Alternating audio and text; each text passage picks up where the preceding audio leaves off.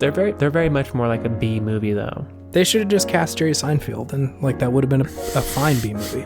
Jerry Seinfeld? Yeah. You're saying that they needed to make a B movie? God damn it.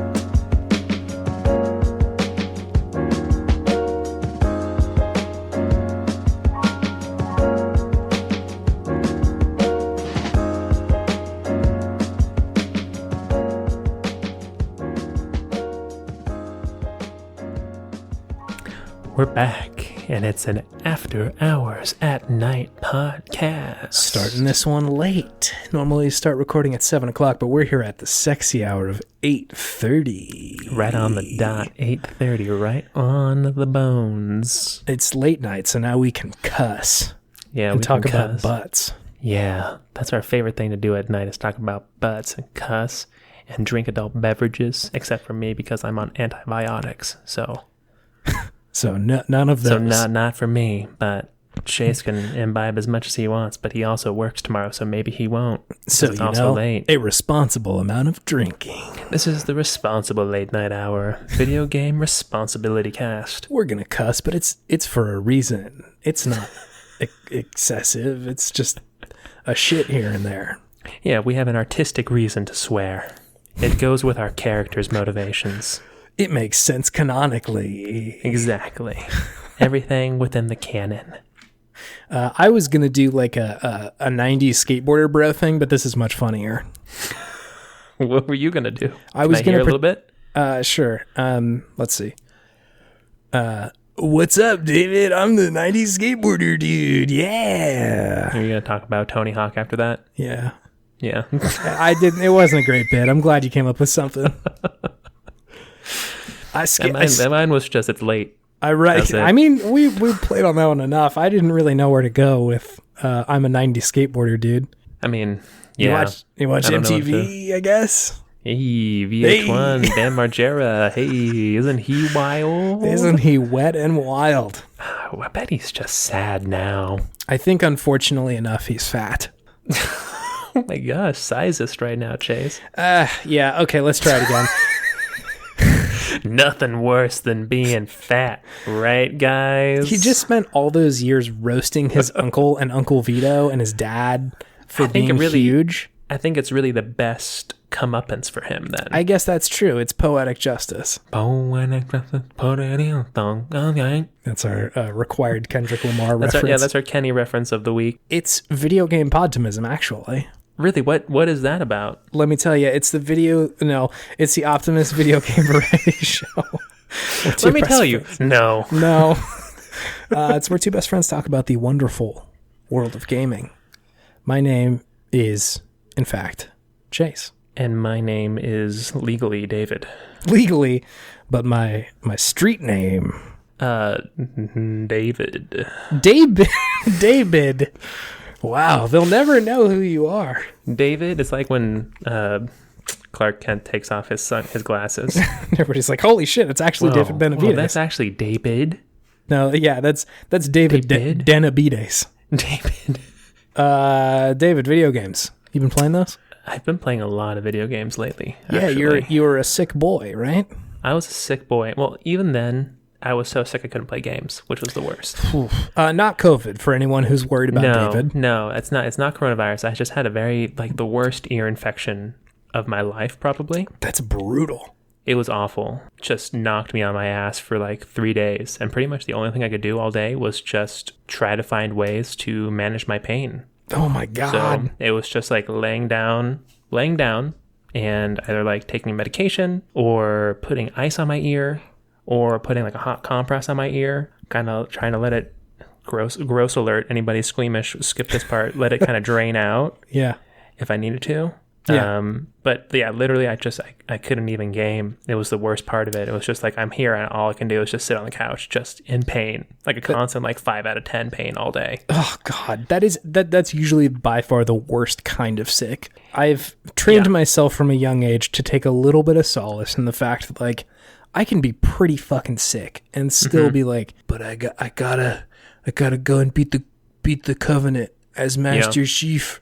Yeah. Gotta beat the games. But like there, every now and then there's a sick that rolls around where you're like, I can't even open my fucking eyes. Exactly. Or the TV hurts me or something like that. Like, it was it was just like even just sitting up was painful. Oh my God. Because if I went from laying down to sitting up, it would just like make my ear pop, which was acutely painful. But I'm on those good antibiotics now. Feeling good.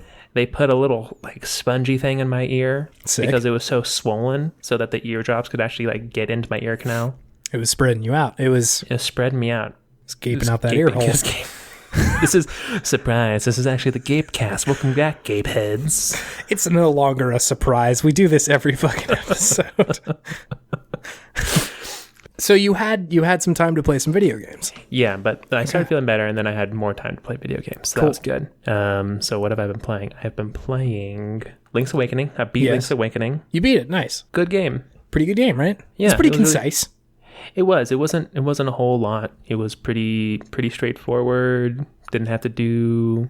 I mean, I did have to use the little walkthrough every once in a while, just because I'm like, I could figure this out, but I really just save yourself a couple hours. Don't care. You don't have to do that. Yeah. Right. Of just like wandering around, just feeling like a dumbass. Yeah. No, it happens. That game specifically, I feel like there's a couple times where I was like, just what am I even doing right now? Yeah, just like, what is going on here? So that was good. I really enjoyed it. You know, as far as it was interesting that the art style never got old for me, which was kind of impressive because I thought it was going to be kind of gimmicky, but it was always just engrossing and enjoyable. It was pretty, yeah, and it also didn't really get in the way of you playing the game. Like it was pretty when you looked at it, but it wasn't like obfuscating the mechanics of the video game or anything. No, and it didn't look weird. It didn't take me out of it. Yeah. I thought it was going to be too weird after a while, but it was fine. It worked really well, actually. I was pretty surprised. So yeah, more. What is that called? Tilt something? Tilt shift. Yeah, more tilt shift games, please. That was fun. So that was good. Beat that. Played a little bit more Tomb Raider. Cool. Still fun. Like the different optional tombs you can do. Those are definitely the best part of those newer games is the optional tombs. Yeah, I really enjoy that part because they do put a good amount of effort into those tombs, I feel. And they're just fun puzzles just to kind of jump around and do something. Yeah. So that's still good. A little bit of Divinity Original Sin 2. Back in it. I got a little bored with it because we've been just playing it nonstop. Yeah. And so I suggested to get Divinity Original Sin 1. Not a bad idea. There's also a ton of isometric RPGs like that. But and a lot you can't play couch co-op. Yeah, that is important. Most of them you can't. So the new Baldur's Gate that's coming out, you can. Baldur's Gate? Yes, Baldur's Gate. Okay, sure. 3. Baldur's Gate. 3. So I'll probably pick that one up. But yeah, we started playing Divinity Original Sin 1. How does it compare? I didn't touch it at all. I mean, very similar. I feel like the art style's a little bit more cartoony than hyper realistic, but I feel like it is easier to see things in this one for some reason. Like the one on the number 2 is just kind of almost blurry in a way. Yeah, that makes sense. But this one's it's good. It's kind of the same thing, a little bit more RPG-y. Yeah. I feel like Divinity Original Sin 2 was streamlined a little bit, like most RPG games get after a while. They're just we can combine this element and that element to make it more just a streamlined experience, whereas this is more akin to an actual tabletop RPG? Closer at least, right? Yeah. I like this one too because it makes you make your own character, whereas in the other one you could choose preset characters, which is cool, but also kind of takes you out of it a little bit. It doesn't make it feel like your game as much. Yeah. And I like our characters too because just randomly it's essentially 2 characters you can have just pre-built, but you just get them and it's a guy and a girl always. So I got just randomly put as the girl, Mallory got put as the guy. Nice. So I'm Melodious. Melodious, and Mallory is Davos. So it's good, some good role play there, so it's fun. But yeah, it's just a fun game and kind of reignited my enjoyment for it because when you're going through a story-driven game like that a second time, it's hard to, at least for me, to stay interested. Yeah, definitely. After a while. The Witcher. Back in it. Back witching. Still witching. Yeah, I guess you never stopped. Still witching, but a very different experience now. Oh, interesting. Why? Because I got a new TV. And this new TV really brings out the beauty of the game. The stink lines in that I really that see those Gerald stink can lines see. so well. You can smell the stink lines. That's part of the TV. It's part of the smell-o-vision. But no, that's probably the most dramatic change that I've seen with this TV from before and after. Like, interesting. I kind of wouldn't have expected that. Like, The Witcher is like 5 years old at this point. It's not necessarily the best looking game, but it looks really good. It looks like really good on this TV for some reason. I don't know what it is, but it looked like garbage on my last TV. Like, it took me so long just to like get it to like the settings right to even make it like an enjoyable experience. Yeah. But now with this one, it's just like the colors just pop and like the animations are way better and it's so much more clear. Oh yeah, because your TV has like a pretty high refresh rate, doesn't it? 120 hertz, baby. Natural. Jeez, you got a fucking big old big boy TV going in there. I got a danger. It was actually that's the one thing I could do when I was dying from my ear infection. Mm-hmm. Nothing like a brush with your own mortality to make you be like, fuck it, I'm just going to get the nicest TV. There's no time. I got the money. I got to start living life. I could die tomorrow. This could be one of those antibacterial, antibiotic resistant bugs. I could just be going down the toilet soon. Yeah. So I might as well just get the fucking baddest TV I can. And that's what I did. Gotta live like you're dying, aka buy a nice TV. Gotta live like you're dying.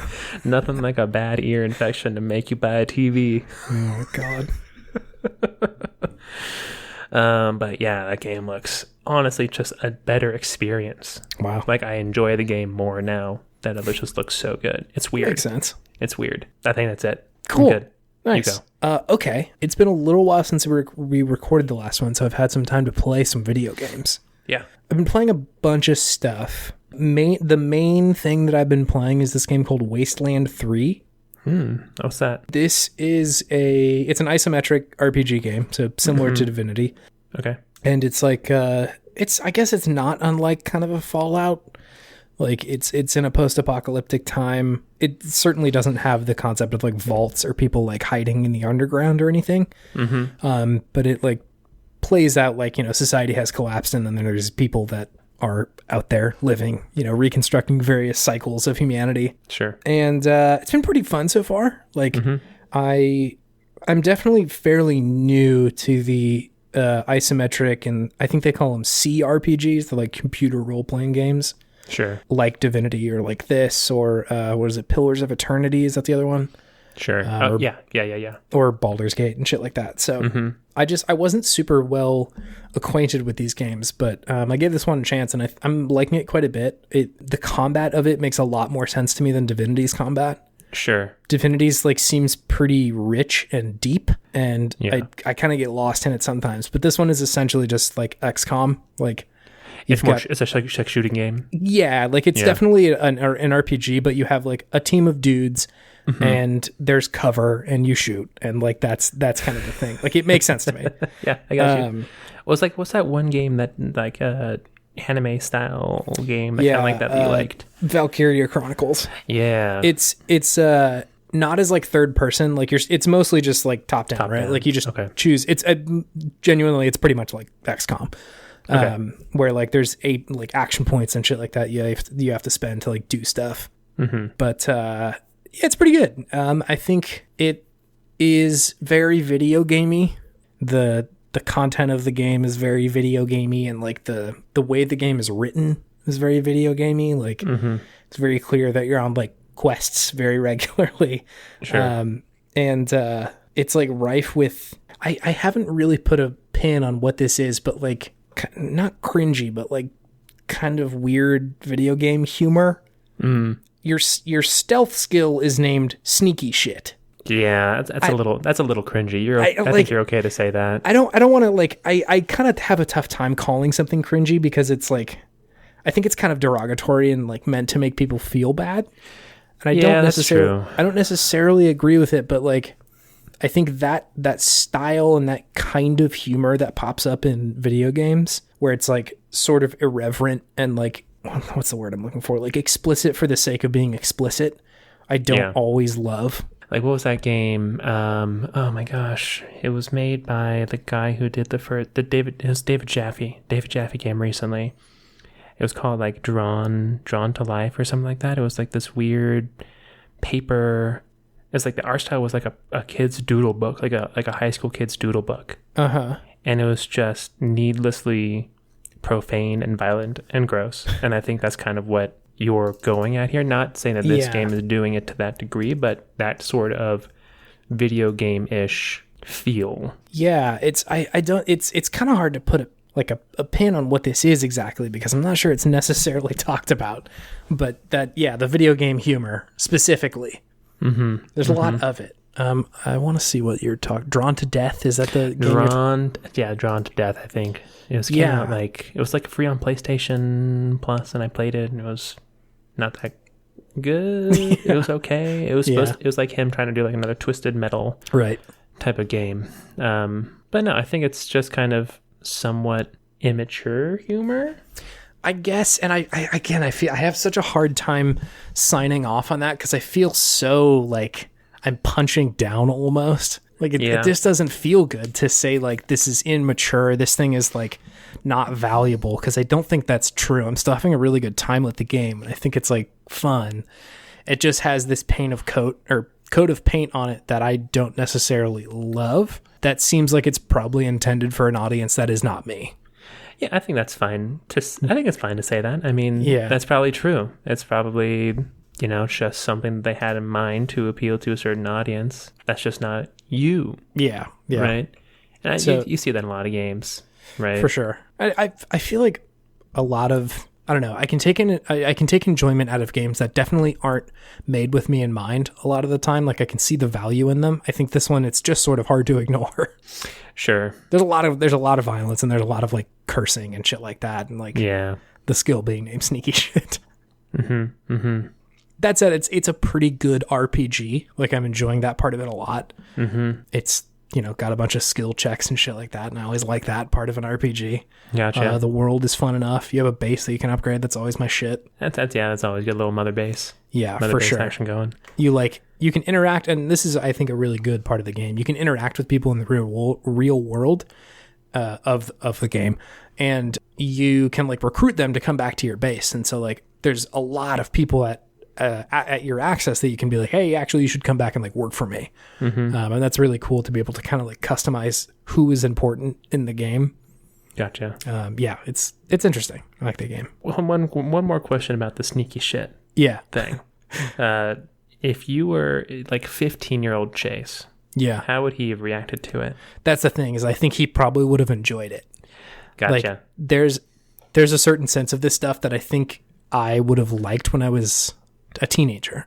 And I'm not sure if that is me being a teenager or the times, because there was a lot of that kind of stuff out at the time, like a lot of irreverent humor and a lot of violence for the sake of violence. Like Postal was a game that people were like, it's not bad. Like Postal's a good game, but it's just stupid. Like it's a stupid video game.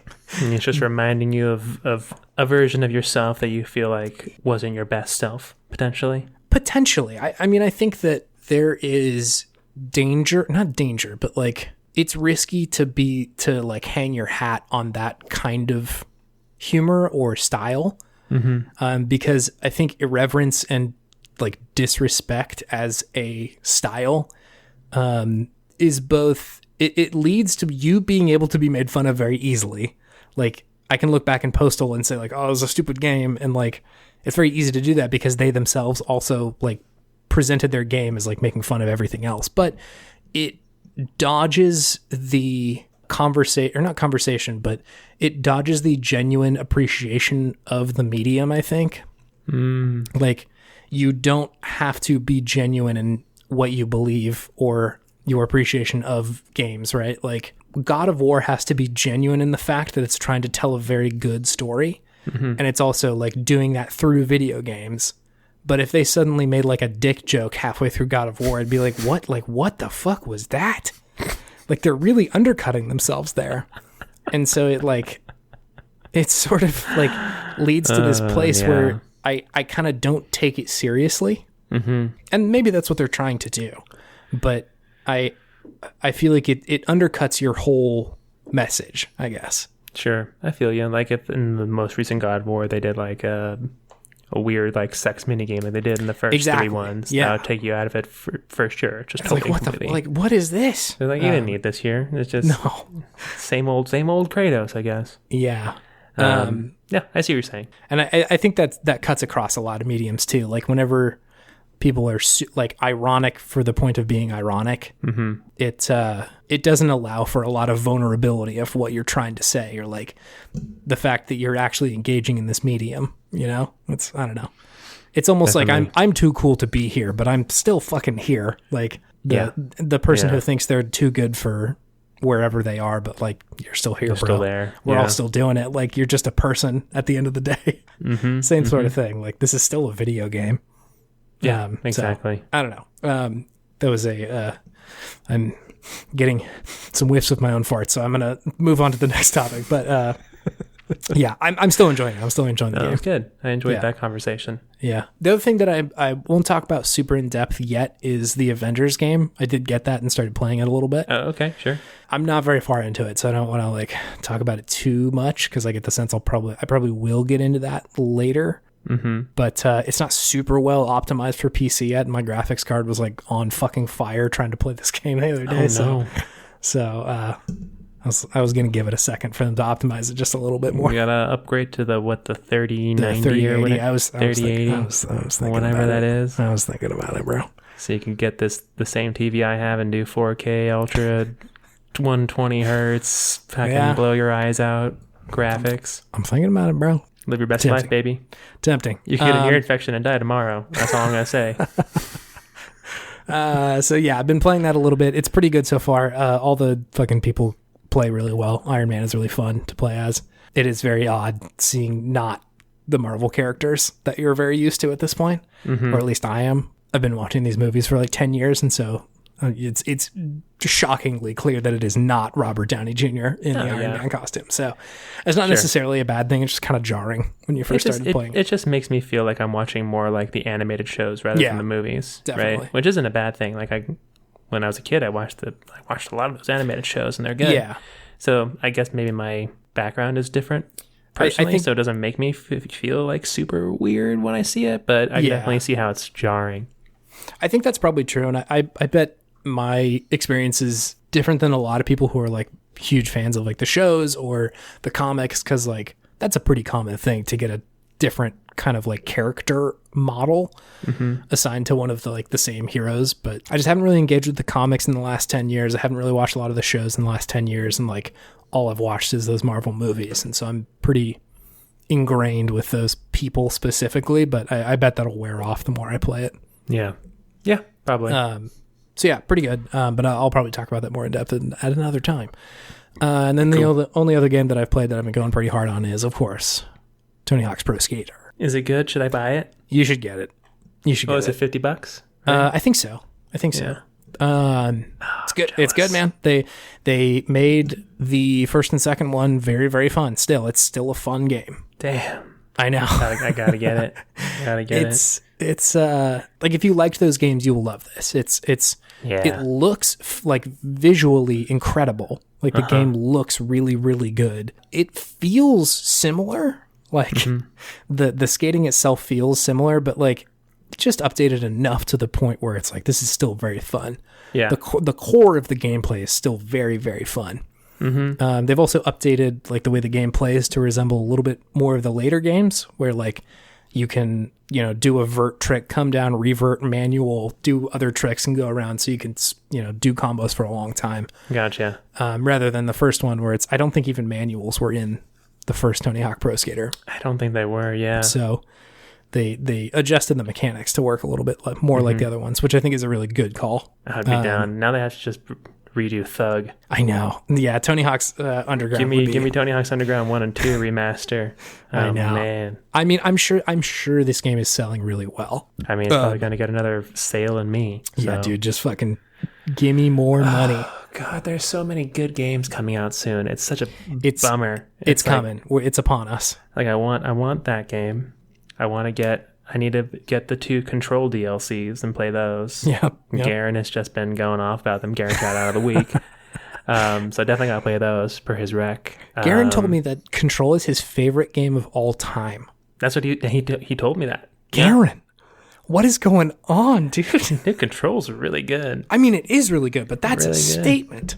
That is a statement, but you Wow. know, when I look at that game, I'm like, you could definitely, if you were vibing with it, that definitely is a possibility. You could make the argument, yeah. You could definitely make the argument there. It's that quality That game. definitely has Garen written all over it, that game.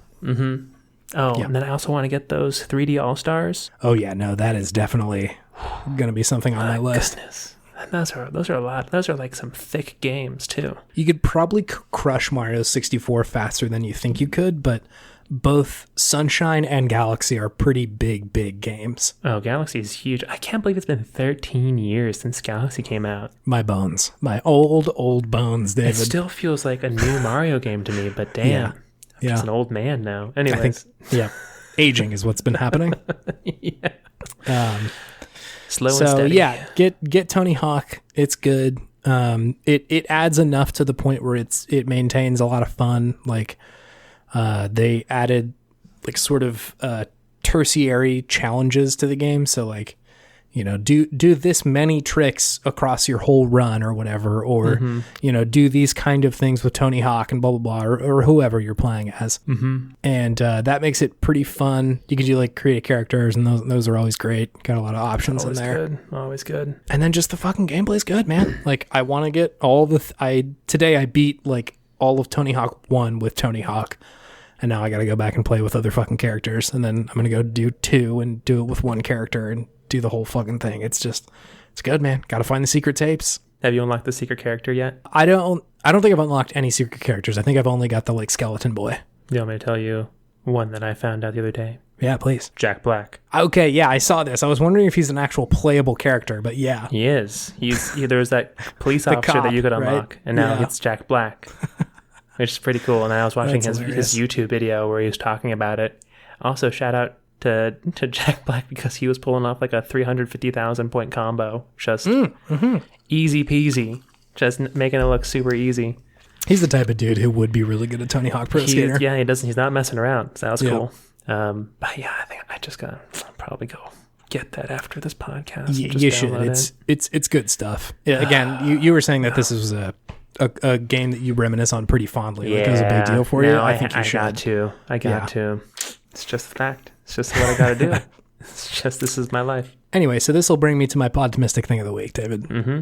It is a good soundtrack. Here I am, growing older all the time.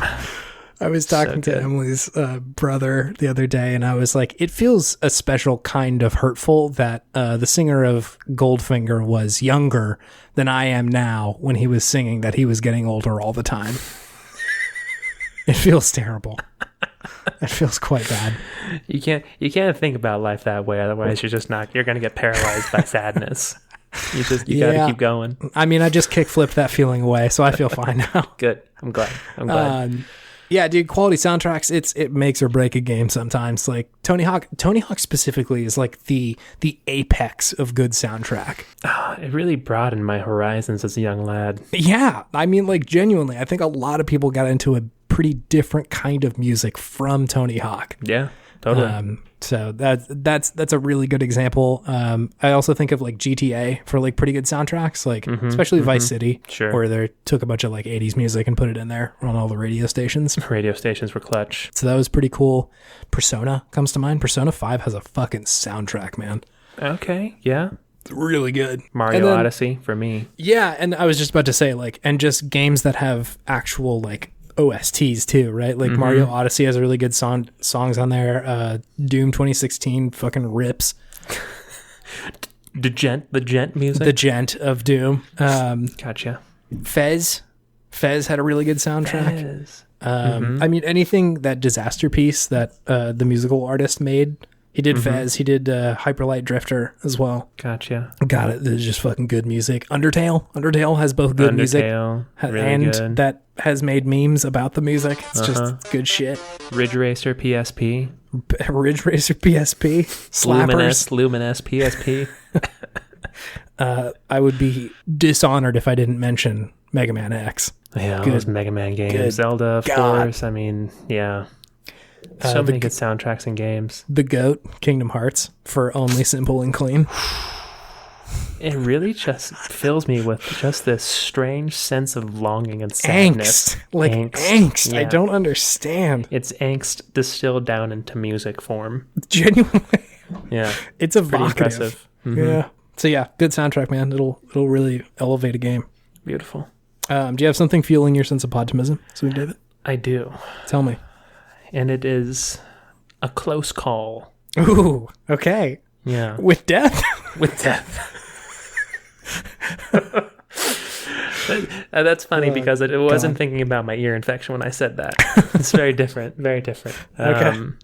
Because just when you have that moment in a game where it's just you versus either someone else or the game itself, and it's like you're down to your last health point or whatever. You got one more hit left. It's win or go home, essentially. And when you pull it out, you just feel so good. It's very good. So good. Because that happened when I was playing, when I was beating Legend of Zelda, the Link's Awakening. So the last boss is kind of like a boss rush, essentially, where he just kind of transforms in all these different forms that do different things. Yep. So I go through the first time, and I get to like the second to last one, but die. Yeah. And then I go through again. I'm just like, okay, I'm ready. I got I got my technique down and everything, and I got then to the last guy. Yeah. And I'm just like, okay, I have the tiger. Let's go. Shooting him. And then just make a couple bad moves, and I'm just down to one heart. And I'm just like, all right, win or go home. Let's do this. And just pulled it out. Last heart. Hell yeah. It's good. It feels very good. Felt like the hero of time for sure after that. This happens to me a lot in like the Dark Souls-y games. Like this happened a lot in Sekiro, where it's like you get very close to dying, and then like sometimes you'll pull it out on just like a miracle. Your whole body just tenses up. You're like flying away from the screen because it's just too intense, and it's too much. When you pull it out, it's just this euphoric feeling, just like I'm the greatest ever. I think this is why I liked playing Smash a lot. Like every round usually came down to a situation like this where it's like very true. One of you is so close to dying. Yeah, it's great. It was always fun to be the one who was so close to dying but not dying. Oh yeah, pull it out. It's the best. Those techs. We tech those. Yeah, so that's my video game optimistic thing of the week. Also, just an aside, that story was crazy in Link's Awakening. Oh yeah. How like Marin or whatever knew she was like kind of a figment of your imagination. Yeah, she's like, don't forget about me, please. It's just fucking crazy. And it was kind of it was a funny story. It's just like, okay, I have to destroy this whole world to get out. Yeah, it's weird. It's a pretty. I thought the story was actually pretty compelling at the end of it. No, like, not throughout the whole thing, but just the end where you're like kind of realizing what's happening. It's nice. And it's just like, oh, that's why they're called the Nightmare Keys. Gotcha. Yeah. And I'm actually just inside a whale's dream. Also, how did I get inside the whale's dream? How did that happen in the first place? That's never explained. Anyways, I digress. Yeah. It was a pretty good game. I like that one. Yeah, it was enjoyable. Do you want to move on to our main thing? Let's do it.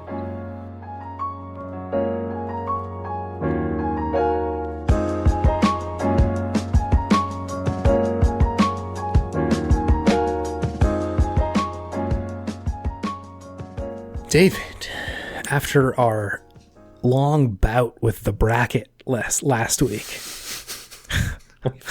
we fought the bracket hard. Dude, the bracket punch back, that was intense. We have come back. Optimism Part 2, the bracket strikes back. We've come back to our old friend Good Games. We're back in it. Good Games is the part of the show where we talk about all of the okayest games of yesteryear. We gush about all the things that we love about them and also provide a little bit of feedback, some modern contextualization. And what we do with unlimited money, right? And unlimited money and power and time.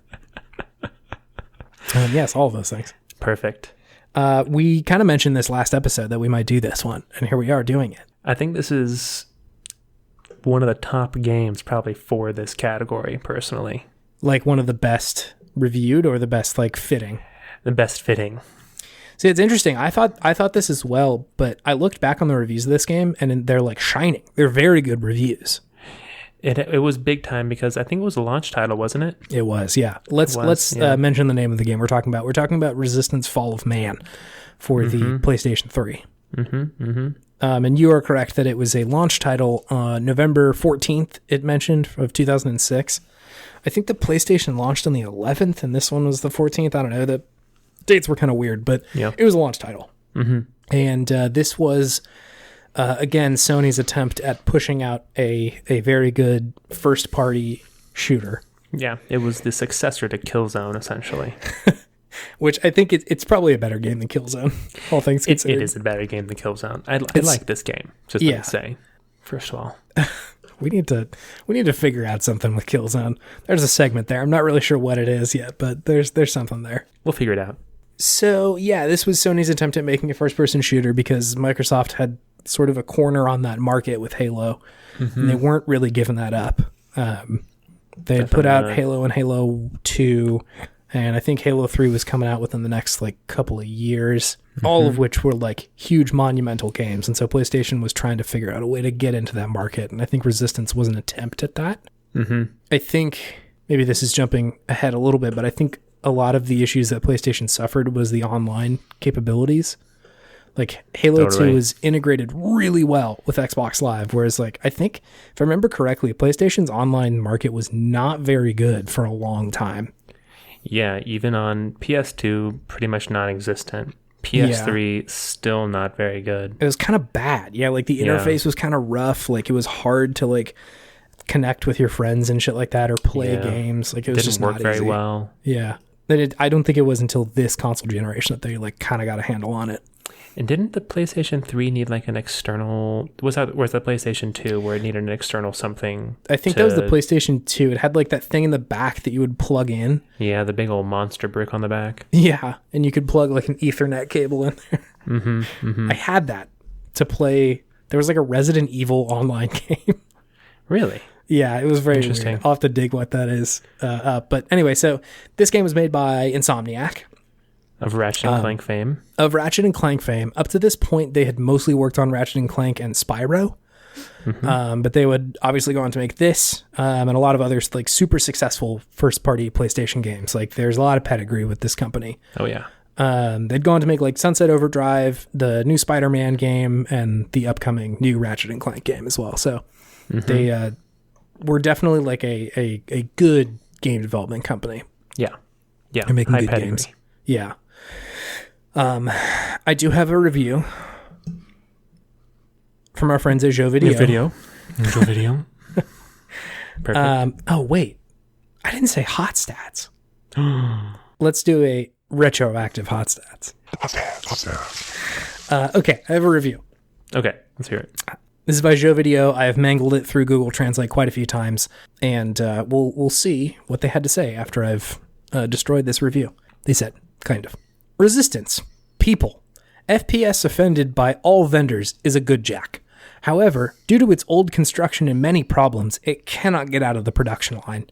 It is not enough to combine the good ideas of people with how successful the game is, to let all the code try to meet the needs of the player. The gun is very appealing, but the title is a basic and very brutal shooting game. Yes, but not exclusively. 7 out of 10. Wow, I kind of resonate with that review. I love the sentences that are absolutely unnecessary. Can't get out of the production line. I felt like that sometimes in my life. Just can't get out of the production line. Sometimes, man. Sometimes Joe Video and Google Translate work hand in hand and really produce something very nice. Yes, but not exclusively. Is a whole sentence. That is the whole sentence. I feel like that's a sentence that has been said by many people before, actually. For a very different context. Yeah. Well, okay, 7 out of 10. I see that. Yep.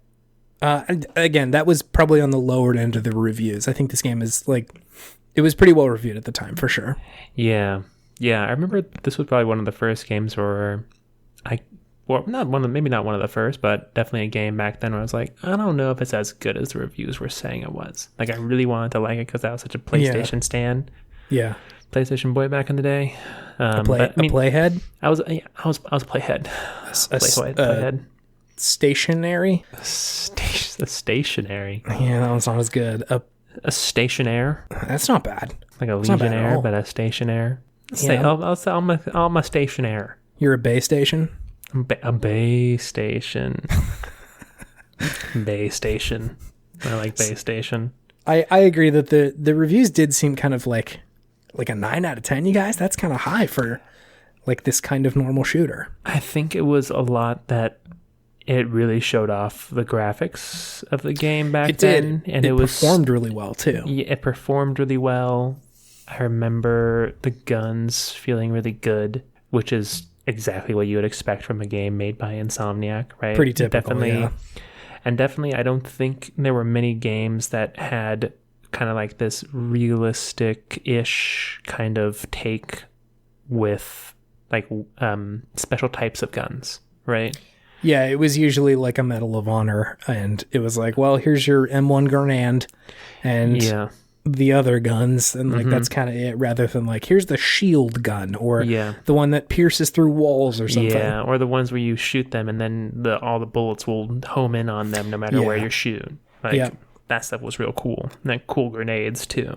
Sure. So before we get too far ahead, do you want to explain exactly what this game is? We're kind of dancing around it, but... So Resistance Fall of Man is essentially like an alternate history type game where World War II never happens, but instead there is some mysterious virus, I think it is, that starts in Russia, of course, doing some sketchy stuff, and starts spreading across the human population. And the virus doesn't kill you, but it turns you into essentially like this monster that is very violent and attacks people and has advanced technology somehow.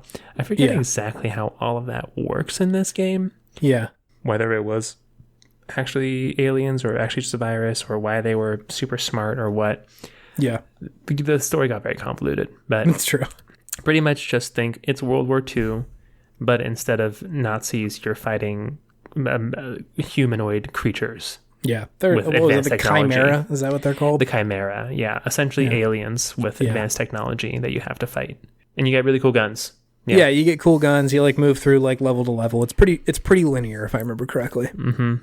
Yeah, it's pretty linear, pretty straightforward. I mean, it doesn't really reinvent the wheel as far as story or like level design goes, but it's really the guns that keep the game interesting and keep you interested in it. Yeah, because you can power them up and you can get new ones for the game that are pretty cool, and like the one that shoots through walls, like the more walls it shoots through, the more powerful it gets. Right. So you can start thinking about the game differently that way, which is pretty cool. I wonder if there's like just a few people at Insomniac where this was like their job, because they did this. Yeah, like they did this so much and so consistently with the Ratchet and Clank games that like it's obvious that this is an Insomniac game when you were playing it. It's like, oh yeah, there's a bunch of weird fucking guns in this game.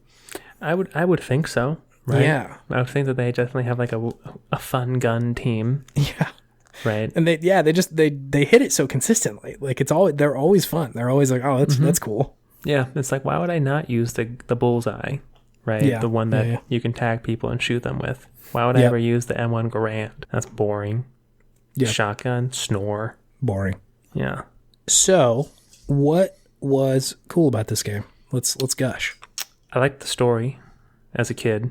Yeah, I feel like alternative history is not something you see super often in video games. No, I thought it was a good story, compelling. Had just like enough mystery in it to keep you invested until the end. I thought the enemy design was good. Like just the base creatures were very memorable. And just like the little bit spooky to just keep you on edge. Of course, the guns were just a blast, right? Just a different way to do a very basic and tried and true form of video gameplay. Yeah, definitely. Those are the things that really stand out to me as reasons why I enjoyed the game. What about you? Anything different? Yeah, I think definitely the weapon design, definitely the enemy design. Like, as I mentioned before, like I was a pretty big Ratchet and Clank fan, and so coming from that game into this one, I was like, oh yeah, this makes sense. Like they've definitely taken some of the more fun mechanics that they had in Ratchet and Clank and like ported some of those over. And I think that that's something that they do very well is send a lot of enemies at you, and some of them are tough, but like you have a couple of guns that are like seemingly OP, right? Like the homing gun and shit like that. Like you don't even have to aim, but it like very effectively kills dudes. And I think that that's something they do pretty well, where it's like they give you some ammo for that stuff, but you can't just use it all the time. Like you kind of have to be switching around and doing different shit and stuff like that. So it balanced itself in a way that was different than I think a lot of other like militaristic shooters did. Whereas the military shooters usually relied on like, you have to be a good enough shot to hit these dudes for you to progress, right? Like you have to shoot very accurately versus I think Insomniac took sort of a different approach of like, you kind of have to think about the situation that you're approaching with all your tools in your arsenal, right? Like it plays a little bit more like Overwatch or something where it's like, I am not the guy who's supposed to be shooting. I have the defensive stuff. Yeah. And so I'm going to set up kind of a little base here. And, you know, in Overwatch, somebody else will go and attack. But in this game, it's like, okay, I need to set up my like shield. I'm going to set that down. I'm going to use my gun that like shoots through shields to get people and like that sort of stuff. So it's an interesting way to balance your game in a way that I don't think was done very often in shooters specifically. Yeah. So that was cool. The aesthetic was interesting. I think it doesn't age super well, but no, going back and looking at it, it's like a lot of gray, a lot of green. It's a lot of gray. It's a lot of brown. It was 2006, man. That's just what it is. That's just the way the world was back then. Yeah. So it was definitely a product of its time, but I thought at the time it was pretty neat. I think it was in kind of a tough spot. Like Halo had been out for like 5 years, and it had cornered the market on what good sci-fi shooting feels like. Yeah. And so it's hard to come for that king. I think BioShock was also not that far off from this. I was like, what, 2007 or something? Something like that. Yeah. And so that was about to up its game with like shooter storytelling. And so Resistance sort of fell into this weird middle zone where it's like, it's not the perfect shooter. Like there are games that feel better to shoot, and it will quickly be eclipsed as far as storytelling goes.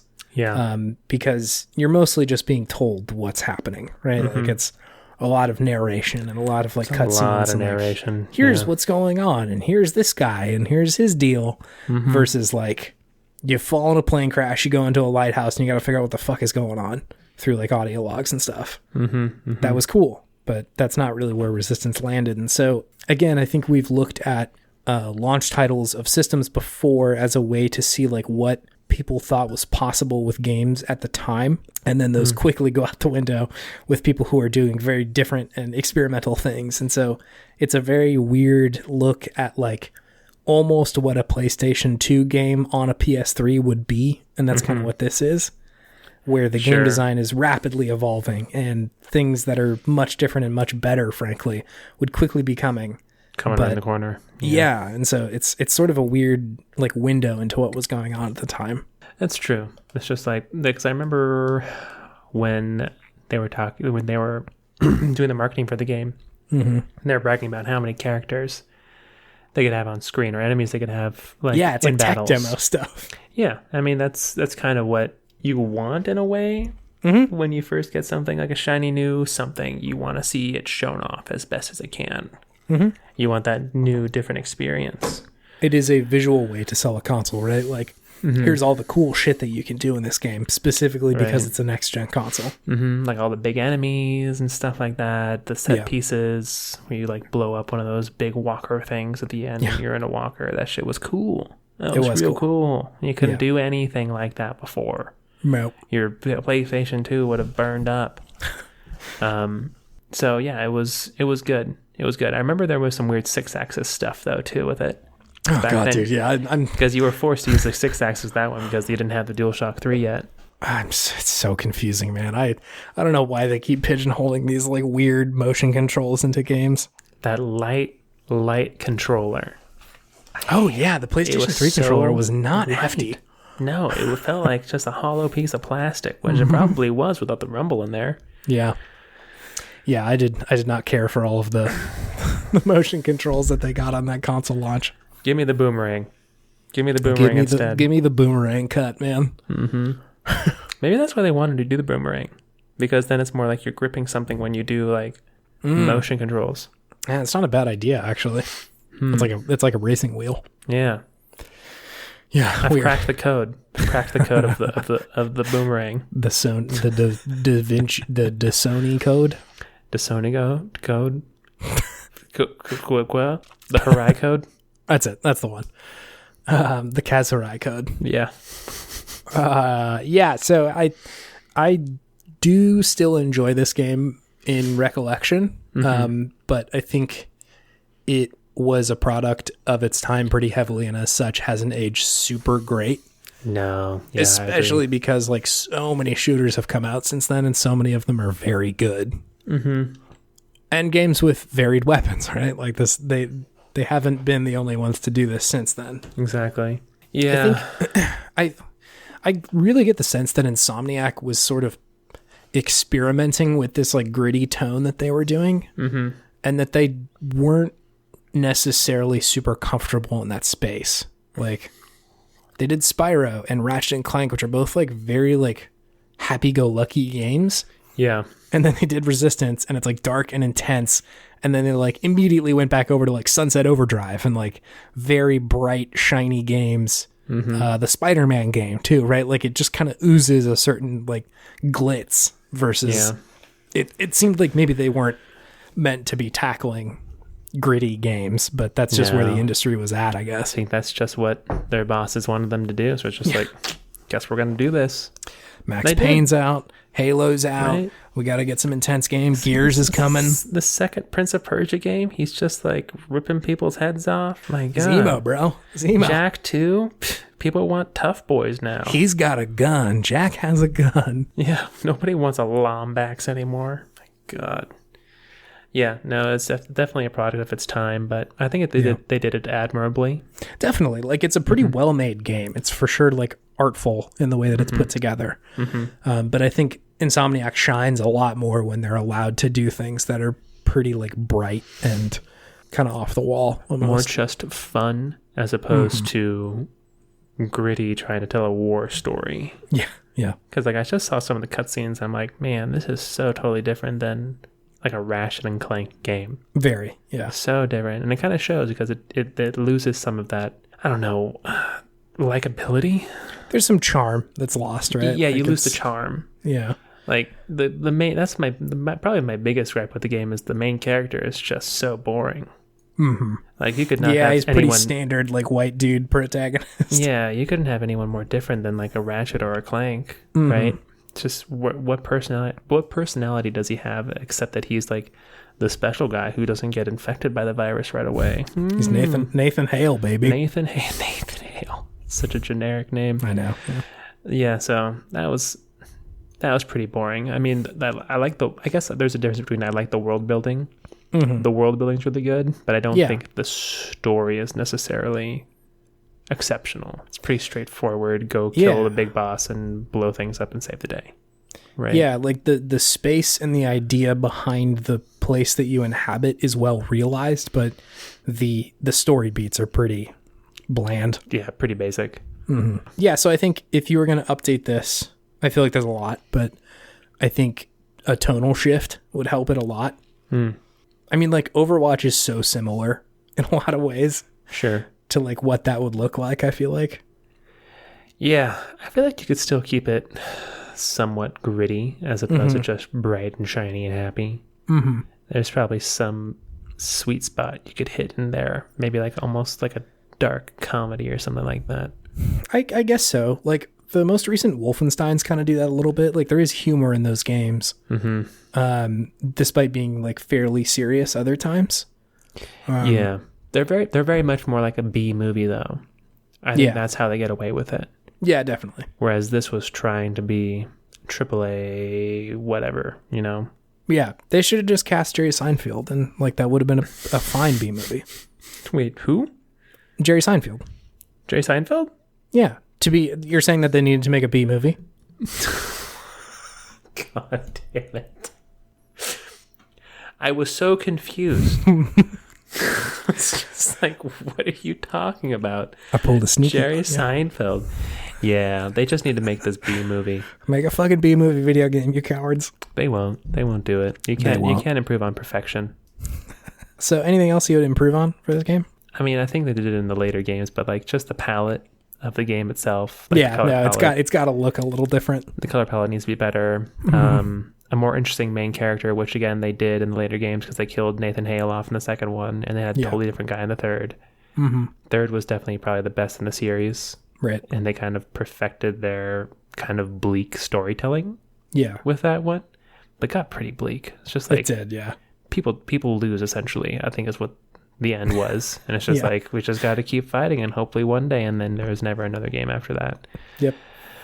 Kind of a bummer ending, but whatever. And I think just more guns, which I think they also did. You can never go wrong. Just more interesting, fun guns. Like just even get rid of the basic World War II guns. I don't. Yeah, I wouldn't keep the Garand or whatever. Like who cares? Who cares about a carbine? Who cares about a shotgun? Yeah. I want something cool. I want something different. Yeah. And like the Ratchet and Clank games have like 30 guns or something like that. Like there are so many. Yeah. And make them upgradable like in the Ratchet and Clank games. They do that a little bit in this one, but not to the same extent where like at the end of the Ratchet and Clank games you're just like dropping nukes on people. You know?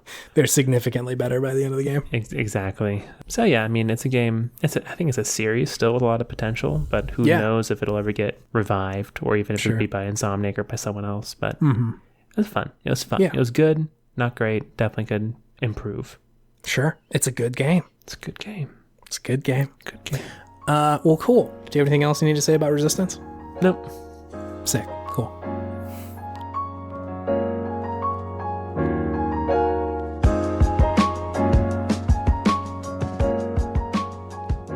David? Yes? We're on Twitter. Are you sure?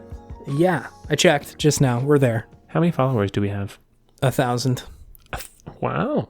No, that's not true. That's a bold-faced lie. That's I don't know. A lot more people than who listen to this podcast. How many of those are actually in the U.S.? How many of those are bots, Chase? Let's be honest here. I've just hired a bunch of people to inflate our numbers. Is our Twitter account unknowingly spreading around a lot of misinformation about the president? Likely. Doing a great job. Hello, I am Video Game Podtimism. I think Donald Trump is a great president. Mail-in voting is a fraud. It's not a fraud, everybody. It's not a fraud. Please register to vote. Please register to vote. The president did mail-in voting. You can do it too. If I could implore you to register this week and please vote for somebody other than good old DT, that would be fucking sweet. Just vote, everybody. Just make your voice heard. Just vote. We're on Twitter. If you want to go review the show, that would be super helpful for us if you're feeling in a giving mood. I made a promise that I would read reviews if they got submitted. I do have a review that I need to read now.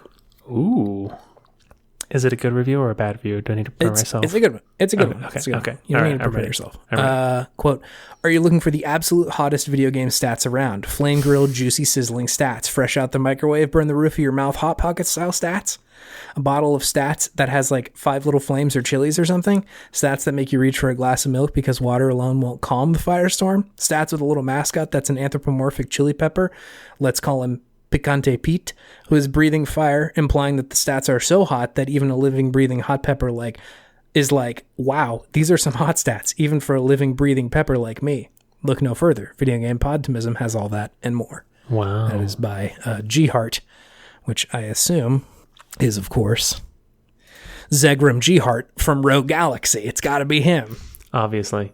I think we need that person to write for our show. That was a spicy review. I felt that review in my bones. Hot review. It's a new stinger. Gotta feel it coming. New stanger. New stanger. That's a new stinger too. Whenever we make a new stinger, we'll make a new stanger. So now we have the new stanger stinger. New stanger. Is it all just us with lower voices? That's all I've been doing. I mean, I'm okay with it. It's our aesthetic, right? New stanger. So stupid. Oh man, do a stanger. Oh, okay. Like do a barrel roll. That was my best Slippy. That's all I got right now. It was peppy, bro. Are you even a real gamer? I never played Star Fox Chase. I'm sorry. David, do you have any gaming wisdom for this week to take me out? To take you out? Just me, specifically. Wait, for you in particular? I don't know. That's just what I was rolling with, but yeah, maybe. Don't go swimming because you'll get an ear infection and then you won't be able to play games and it sucks. That is real gaming and wisdom advice. Or at least make sure that your ears are very dry after you swim and that they are fully clear of any water. Clear of any obstructions. So you can like get a little piece of paper towel and just twiddle it together and just kind of put it in there and just kind of dab up any water. Dab it up. You know, get a blow dryer, just kind of wave it by the ear, you know, not directly in it, not so close that you burn yourself. Just around drying distance. Don't hurt yourself, please. Use common sense. But drying distance. Drawing distance. I think the real gaming wisdom is just like don't risk your body so that you don't have to risk video games. Don't risk it for a biscuit. It's not worth it. Stay inside and don't risk your body ever. Yeah, video games are good for you. Video games are good for you now. They won't give you an ear infection. Don't go outside. Don't get sunburned. Don't get an ear infection. Don't get hit by a car. Inside is safe. The inside is safe. Never leave. That's where the video games live. Inside world loves you. The inside world loves you. Hey, hold on. Before we go, the fall spirit of Podtimism is coming. Ooh, is he going to bring his pumpkin spice video games? I would hope so, but I booked him for a couple of pods in the future, so okay. Just a heads up, a little. I mean, he is just the worst. The worst. Dude, spirit of optimism. I think the spring spirit is the weirdo. Really? Yeah, fall's fine. I mean, like he's boring, but the spring one is like he's the one who's all, you know, sex Fall's obsessed. Just the one who's just everyone loves him and he just thinks he's the best and just blah blah blah. Yeah. But I'm gonna try to stay optimistic about it. That's true. He's a real diva, but we'll hopefully he just doesn't take over the show and do it himself. When does fall start? We'll know whenever the fall spirit shows up. Okay, sounds good. Okay, bye. See ya.